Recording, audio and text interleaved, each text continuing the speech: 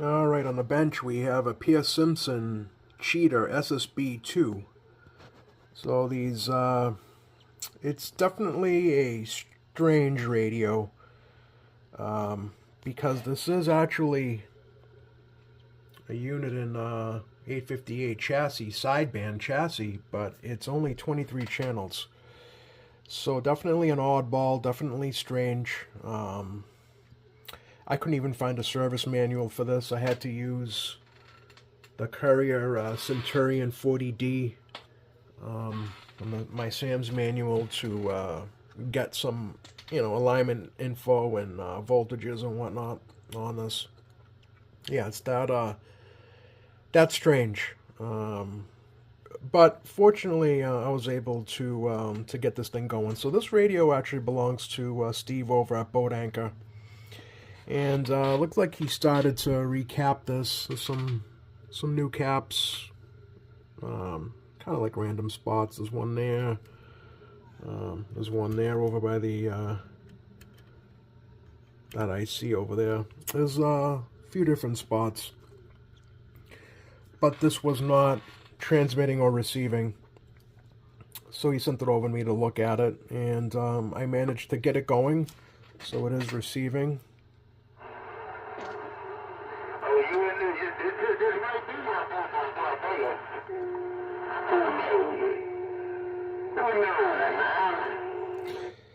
And it is transmitting. Transmit needs to be aligned a little bit. I aligned receive by ear. And so yeah, receive is okay, but transmit definitely needs to be aligned a little bit better. But these electrolytics all need to be changed first, completely before doing a full-blown alignment. So I'm assuming he's going to go ahead and finish recapping this radio and then do his alignment. But yeah, I just figured I'd do a quick video on this. It's a radio you don't see too often. And so yeah, I just figured I'd kind of show it off a little bit and do some receive on air. But the issue this was having, so generally a rule of thumb is if you're not having transmit, if you're having zero transmit, zero receive, something major is going on. And sometimes, in my opinion, it's best to have a radio that is completely dead than sometimes, it's worth having a radio completely dead versus not having receive or not having transmit. Because chances are, unless something catastrophic has happened where everything in the radio was like short-circuited or something, struck by lightning, chances are it's something major. And this radio was no different. So when I went through the alignment procedure, and let me tell you, this radio is a pain in the butt to work on as well, because this whole synthesizer area here, I think Sam's calls it the PLL area. This whole can here is separate from the rest of the radio, and if you want to do any work to that, you have to undo all these tabs here. So the two ends are soldered, and then you got to twist. You got to untwist that so you can at least get to the back of this PLL board here and this VCO. So the VCO was what the problem was.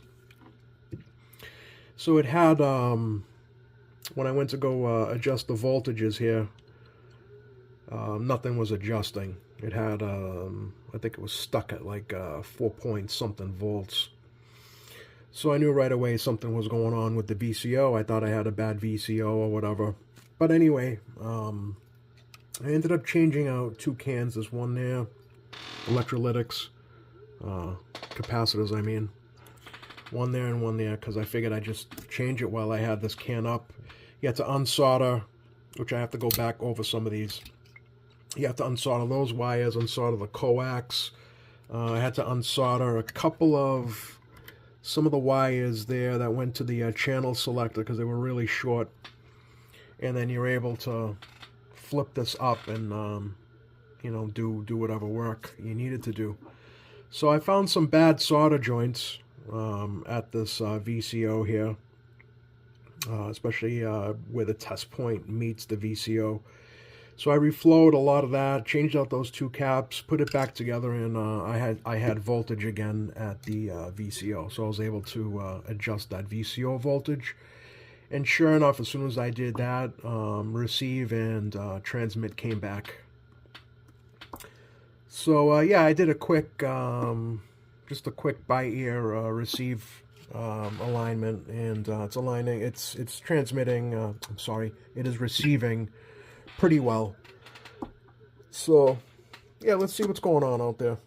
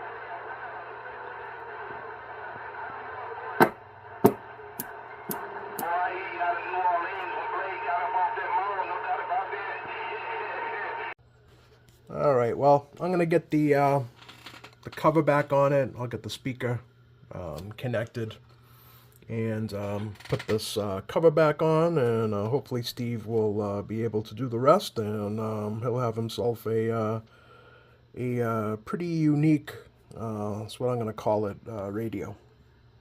All right, stand by. All right, let's see what's going on out there.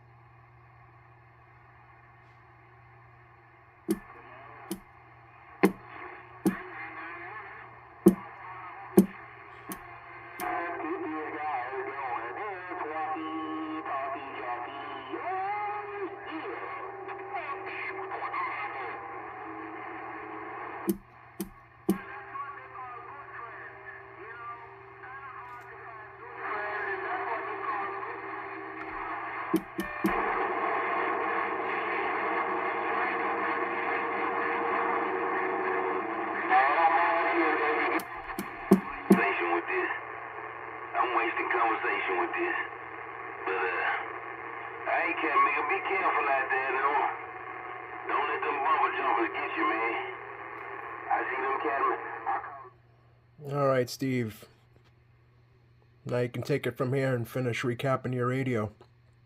All right, guys. Thanks for watching.